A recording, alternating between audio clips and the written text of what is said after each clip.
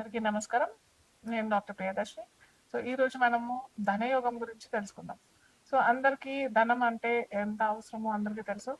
కొందరికి ధనం అవసరమైతే, కొందరికి ధనం వ్యసనం, కొందరికి విలాసం, ఇంకా ఎన్నెన్నో రకాలుగా మనం చెప్పుకోవచ్చు. కాకపోతే ఈ ధనయోగం అనేది ఎవరి జాతకంలో ఎలా ఉంటుంది? అసలు ఈ ధనయోగం ఉంటేనే వాళ్ళకి ధనం వస్తదా? జీవితంలో ధనం లభిస్తుందా లేదా? లేదా ధనయోగం లేకున్నా గానీ మనం ఏదైనా పరిహారం చేసుకొని ధన ధనయోగాన్ని క్రియేట్ చేసుకోవచ్చా? అంటే ఆర్టిఫిషియల్‌గా క్రియేట్ చేసుకోవడమే. సో, అది అంతా మనం ఈరోజు తెలుసుకుందాం.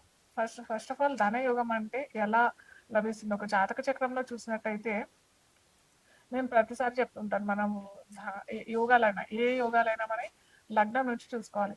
జాతక చక్రంలో లగ్నం ఏంటో ఫస్ట్ తెలుసుకున్నాక, లగ్నం నుంచి ద్వితీయంలో ఏ గ్రహం ఉంది? అది పాపగ్రహమా? లేకపోతే న్యాచురల్ బెనిఫిక్ అంటాము. న్యాచురల్ బెనిఫిక్ అనేసేసి 2 అంటే పాప గ్రహము ఉంటది. మంచి ఫలితాలిచ్చే మంచి గ్రహం కూడా ఉంటది. ఎప్పుడైతే ఈ గ్రహం పాపగ్రహం లేకుండా మంచి గ్రహం అంటే పర్సనల్‌గా మన జాతక చక్రంలో ద్వితీయంలో పాపగ్రహం లేకుండా మంచి గ్రహం అంటే మంచి ఫలితాలు ఇచ్చే జనరల్‌గా మంచి ఫలితాలన్నీ ఇచ్చేస్తాయన్నమాట. అది దాంట్లో ఏంటంటే గురువు గ్రహం, శుక్రగ్రహం అంటే బృహస్పతి, శుక్రుడు. ఈ 2 గ్రహాలు మనకి ధనాన్ని ఇచ్చే గ్రహాలన్నమాట. సో, ఈ గ్రహాలు కనుక ద్వితీయాధిపతితో లేదా ద్వితీయంలో ఒక్కోసారి గురుగ్రహం ఏంటంటే ద్వితీయంలో ఉన్న వాళ్ళకి విపరీతమైన డబ్బు, విపరీతమైన ధనం వస్తుంది. కానీ వచ్చినప్పటికీ అది నిలదొక్కుకోలేరు.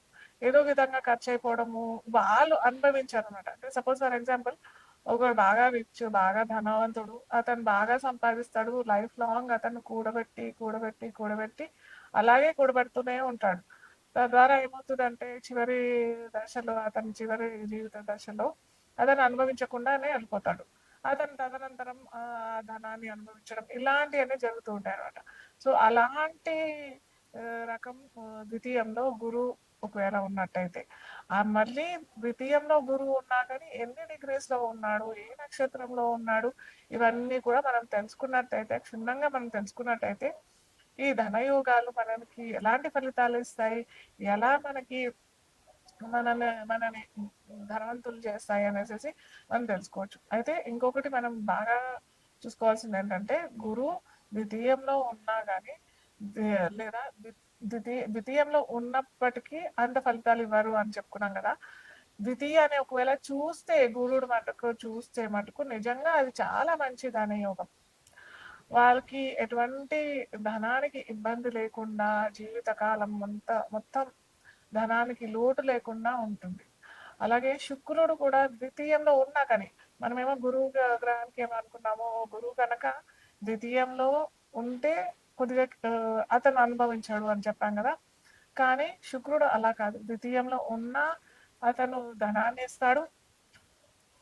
కాకపోతే ఇక్కడ రూల్ ఏంటంటే ద్వితీయంలో శుక్రుడు ఉన్నా ఇస్తాడు. ద్వితీయాన్ని చూసినా గాని శుక్రుడు ఇస్తాడు. అలాగే మనం ఇక్కడ చూసుకోవాల్సింది ఏంటంటే ఆ లగ్నానికి ప్రతి లగ్నానికి ఫర్ ఎగ్జాంపుల్ మేష లగ్నమే అనుకోండి. మేష లగ్నానికి గురువు యోగాధిపతి, యోగకారకుడు. గురువు కనుక ఉన్నట్టయితే లేదా గురువు కనుక చూసినట్టే ఆ ద్వితీయ భావాన్ని చూసినట్టయితే ఖచ్చితంగా అతనికి ఆ జాతకులకి ధనాన్ని ఇస్తాడు. కాకపోతే శుక్రుడు కనుక అక్కడ ఉన్నాడు అనంటే శుక్రుడు మారకాధిపతి అవుతాడు ఆ లగ్నానికి. ద్వితీయ సప్తమాధిపతి అవుతాడు. కాబట్టి శుక్రుడు అంత ఫలితాలు ఇవ్వడు. ఇక్కడ కొద్దిగా క్లారిటీ తెచ్చుకోవాలి ఎవరైనా కానీ.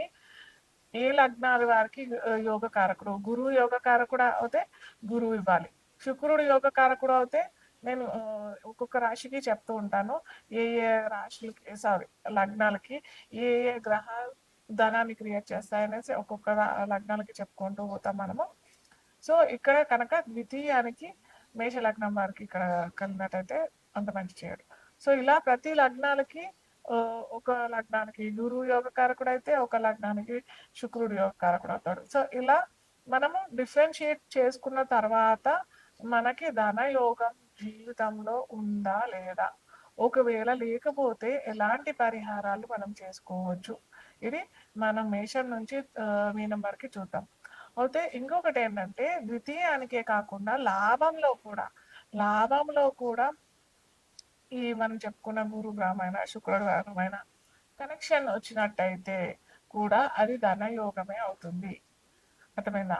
అలాగే శుక్రుడు, గురువు ఒకవేళ ఈ 2 గ్రహాలు కూడా 11వ భావంలో అంటే 11వ భావంకి కనెక్ట్ అవుతే మటుకు ఖచ్చితంగా ధనాన్ని ఇస్తాడు. ఇదే కాకుండా ద్వితీయానికి, లాభానికి అంటే ప్రతి ఒక్క లగ్నాలకి ద్వితీయాధిపతి సెపరేట్‌గా ఉంటాడు. లాభాధిపతి సెపరేట్‌గా ఉంటాడు కదా! ఎప్పుడైతే ఈ ద్వితీయాధిపతి, లాభాధిపతి 2 కలిసి ద్వితీయంలో అయినా, లాభంలో అయినా ఉన్నట్టయితే అది ధనయోగం కిందనే పరిగణించబడుతుంది. కర్కాటక లగ్నం వారికి ఏంటంటే లగ్నాధిపతి చంద్రుడవుతాడు.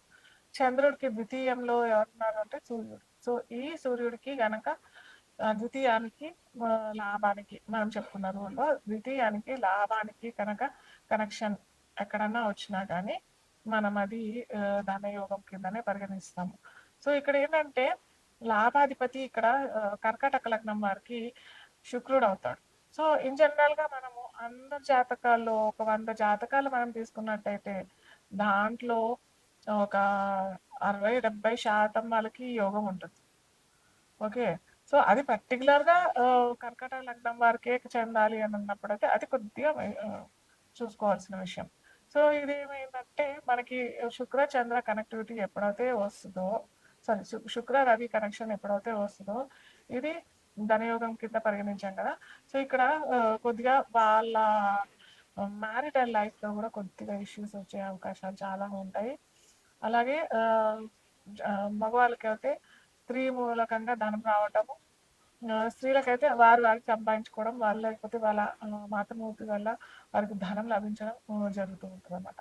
సో, ఇలా యోగం లేనప్పుడు ఏం చేసుకోవాలి అని అన్నట్టయితే సూర్యుడికి అర్ఘ్యం ఇవ్వటం. ప్రతి ఆదివారం సూర్యుడికి అర్ఘ్యం ఇచ్చేటప్పుడు కొద్దిగా దాంట్లో సింధూరం కలిపి సూర్యుడికి అర్ఘ్యం ఇవ్వటం. అలాగే శుక్రుడికి మహాలక్ష్మి అష్టకం రెగ్యులర్‌గా, అలాగే కనకదారా స్తోత్రం రెగ్యులర్‌గా మహాలక్ష్మి అష్టకం 3 సార్లు చదవాలి. కనకదారా స్తోత్రం ఒకసారి చదివేటప్పుడు శ్రీ మహాలక్ష్మీదేవి మన ఇంట్లో నెట్టింట్లో వస్తూ సిరి సంపదలతో మనల్ని దీవిస్తున్నట్టుగా మనం భావన చేసినట్టయితే ఎప్పుడైతే చాలా మంది ఏంటంటే ఏదో చదివేస్తూ ఉంటారు, చెప్పారు చదివేస్తూ ఉంటారు, మైండ్ ఎక్కడో వెళ్ళిపోతుంటాయి. సో, అలా కాకుండా భావన చేస్తూ కనుక చదివినట్టయితే శ్రీ మహాలక్ష్మి ఒక్కతే కాదు, మహాలక్ష్మికి స్వామివారంటే కూడా చాలా ప్రీతి.